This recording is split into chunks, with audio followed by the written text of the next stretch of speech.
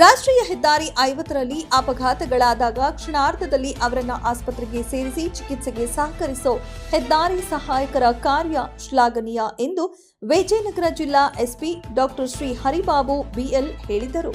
ಜಿಲ್ಲಾ ಪೊಲೀಸ್ ಮತ್ತು ಪ್ರಾದೇಶಿಕ ಸಾರಿಗೆ ಇಲಾಖೆ ಸಹಯೋಗದಲ್ಲಿ ವಿಜಯನಗರ ಜಿಲ್ಲಾ ಪೊಲೀಸ್ ಕಚೇರಿಯ ಸಭಾಂಗಣದಲ್ಲಿ ರಸ್ತೆ ಸುರಕ್ಷತಾ ಬಗ್ಗೆ ಸಭೆಯಲ್ಲಿ ಮಾತನಾಡಿದ ಎಸ್ಪಿ, ಯಾರಿಗೂ ಅಪಘಾತವಾಗುತ್ತೆ ಅಂದ್ರೆ ನಮಗ್ಯಾಕೆ ಅನ್ನೋ ಈ ಕಾಲದಲ್ಲಿಯೂ ಅಪಘಾತಗಳು ಸಂಭವಿಸಿದಾಗ ಕ್ಷಣಾರ್ಧದಲ್ಲಿ ಅವರನ್ನ ಆಸ್ಪತ್ರೆಗೆ ಸೇರಿಸಿ ಚಿಕಿತ್ಸೆ ಕೊಡಿಸುವುದಾಗಿ ಮತ್ತು ಅಪಘಾತಗಳು ತಪ್ಪಿಸಬೇಕಾದರೆ ಕಾನೂನು ಪಾಲನೆ ಸರಿಯಾಗಿ ಮಾಡಬೇಕು.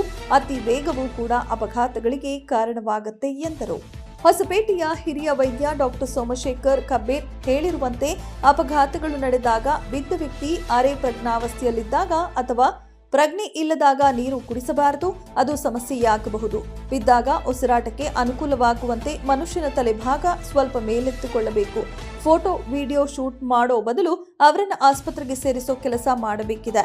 ಚಾಲನೆಯ ವೇಳೆ ಮೊಬೈಲ್ ಬಳಸಬಾರದು. ಸೀಟ್ ಬೆಲ್ಟ್, ಹೆಲ್ಮೆಟ್ ಧರಿಸೋದು ಕಡ್ಡಾಯ, ಆದರೆ ಸಾವು ತಪ್ಪುತ್ತದೆ. ಕ್ರೇಜ್ಗಾಗಿ ಬೈಕ್ ಓಡಿಸೋದು ಬಿಡಬೇಕು. ಅತಿ ವೇಗದ ಚಾಲನೆ ಅಪಘಾತಕ್ಕೆ ಆಹ್ವಾನ ಎಂದರು. ಇದೇ ವೇಳೆ ರಾಷ್ಟ್ರೀಯ ಹೆದ್ದಾರಿ 50ರ ಸಹಾಯಕರ ತಂಡವನ್ನ ಗೌರವಿಸಲಾಯಿತು. ASP Salim Pasha, Kudligi DYSP Malleshappa, Mallapura NHAI ಅಧಿಕಾರಿಗಳು, ಪೊಲೀಸ್ ಸಿಬ್ಬಂದಿಗಳು ಹಾಜರಿದ್ದರು. ಸರ್ ದಯಾನಂದ್ ಅಂತ, ಕಾನವಸಳ್ಳಿ ಪಕ್ಕದ ಹುಲಿಕೆರೆ ಗ್ರಾಮದವರು.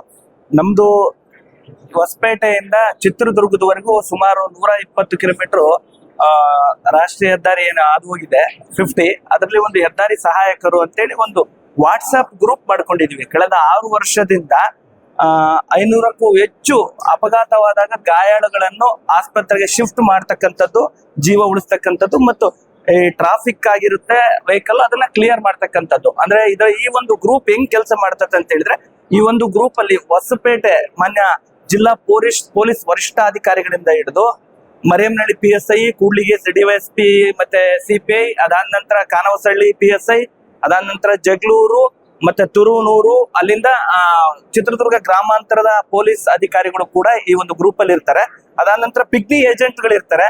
ಹೋಟೆಲ್ ಹೈವೇ ಪಕ್ಕ ಏನು ಹೋಟೆಲ್ ಮಾಲೀಕರು, ಹೋಟೆಲ್ ಕೆಲಸ ಮಾಡೋರು, ಅದಾದ ನಂತರ ರಸ್ತೆ ಹೆದ್ದಾರಿ ಪಕ್ಕ ಇರ್ತಕ್ಕಂಥ ಜಮೀನಿನವರು, ಅಂದ್ರೆ ಒಂದ್ ಯಾವ್ದೋ ಹೋಗ್ತಾ ಇರ್ತಾರ ಪಿಗ್ನಿ ಏಜೆಂಟ್, ಒಂದು ಅಪಘಾತ ಆಗ್ತದೆ, ಈಗ ಆ ಗ್ರೂಪ್ ಅಲ್ಲಿ ಅವ್ರು ಇರ್ತಾರೆ.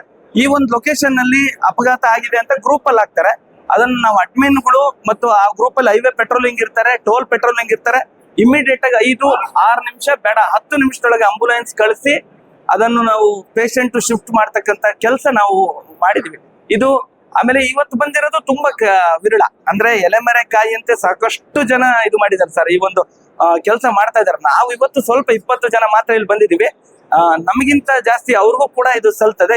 ಇದಕ್ಕೆ ಈ ಒಂದು ಗ್ರೂಪ್ ಅಲ್ಲಿ ಪೊಲೀಸರು ಇರ್ಬೋದು, ಜೊತೆಗೆ ಮುಖ್ಯವಾಗಿ ಪತ್ರಕರ್ತರು ಕೂಡ ಬಹಳ ಈ ಒಂದು ಗ್ರೂಪ್ ಅಲ್ಲಿ ಅವರು ಕೆಲಸ ಮಾಡ್ತಾರೆ. ಅಂದ್ರೆ ಬರೀ ಪತ್ರಿಕೋದ್ಯಮ ಮಾಡ್ತಾ ಇಲ್ಲ, ಅವರು ಹೋಗ್ತಾ ಇದ್ರೆ ಅವರು ಕೂಡ ಕಾಪಾಡಿದಂತ ಉದಾಹರಣೆಗಳು ಸಾಕಷ್ಟಿದೆ.